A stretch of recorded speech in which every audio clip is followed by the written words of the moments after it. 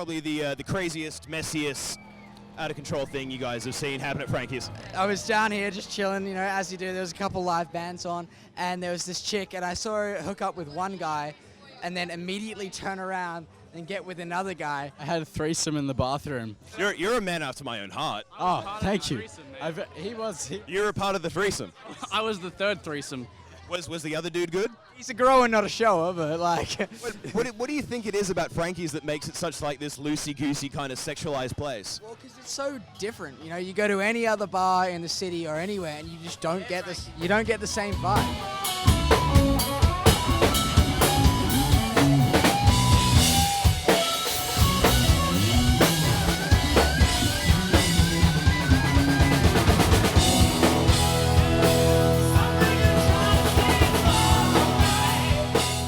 Mix of pizza, alcohol, and music.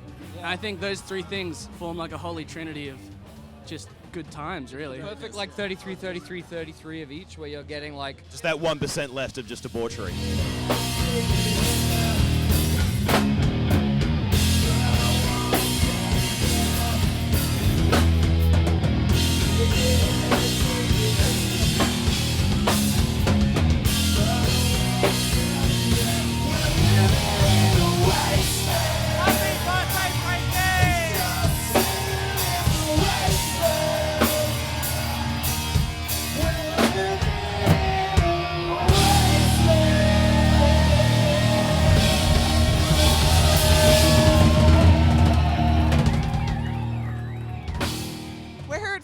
It's been a pretty exciting evening here. We're here with the man who makes the magic happen, Jordan McDonald. How are you going?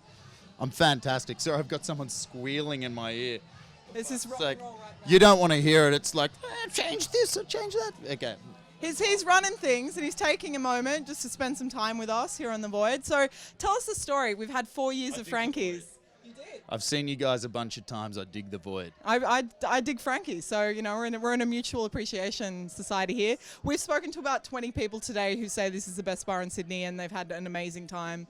Hot girls, bands who had a three-way in the bathroom. You know, it's a good time. Bands had a three-way in the bathroom? They really did. They told us a story. So good on them, I say. Fantastic. Yeah, so tell us, how did it all get going, and tell us the story of the bar. This joint? Yeah.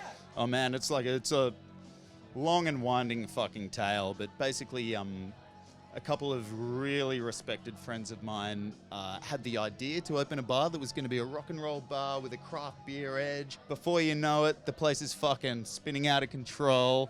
Yeah, but you set the vibe, man. Like, and that's good vibes. Like, you know, vibes come from the top down. And if the people who are running the joint are fucking cool, the place is fucking cool. It's the absolute last thing that I'd think I'd be doing, the hospitality industry, but I fucking love it. So did you just tour with the Cult?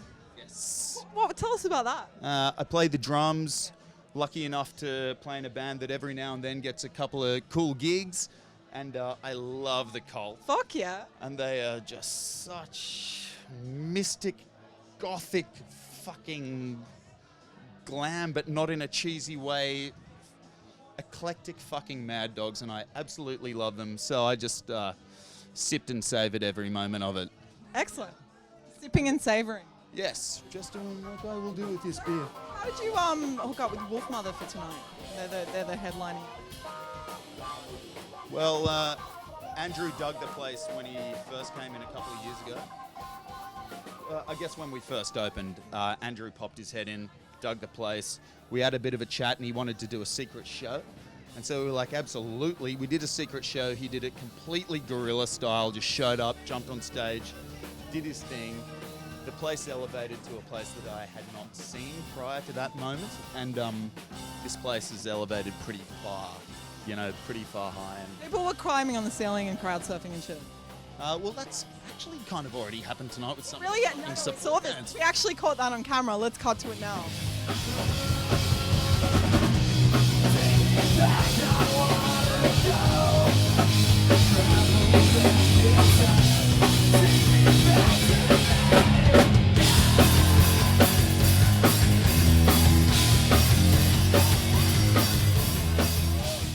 Speaking of studs, if there is a young man who's out here trying to pick up a rather fabulous lady like yourself, what kind of advice would you have for the young gentleman out there trying to score tonight?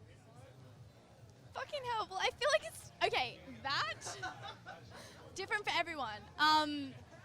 Don't tell me about your band. That is one thing. Do not tell me about your band. Just be yourself. Don't tell me, oh my god, I played here at Frankie's this time. This is my band. Don't do it. No one cares.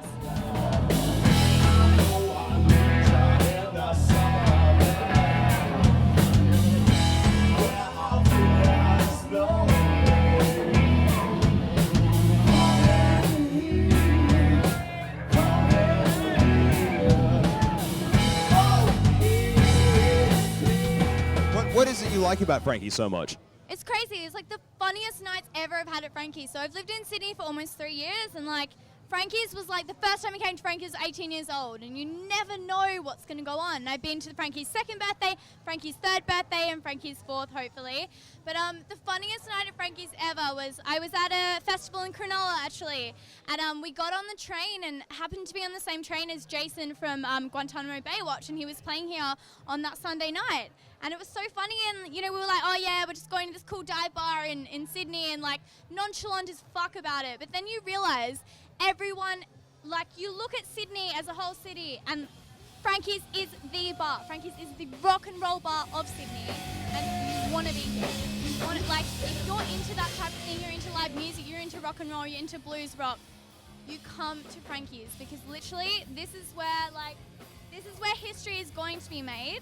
This is where the bands are going to make their whole thing. And like, I'm so happy to be a part of it. And like, Frankie's has probably shaped a lot of who I am over the past 3 years. So fuck yeah, Frankie's. Fuck yeah, Wolfmother, The Dead Love, fucking Lepers and Crooks. This is what's happening tonight. And they're supporting the live music industry in Sydney. Yeah, well, there's got to be more of that. Yeah, exactly. We gotta have less gambling and more of that. Amen, brother. Amen.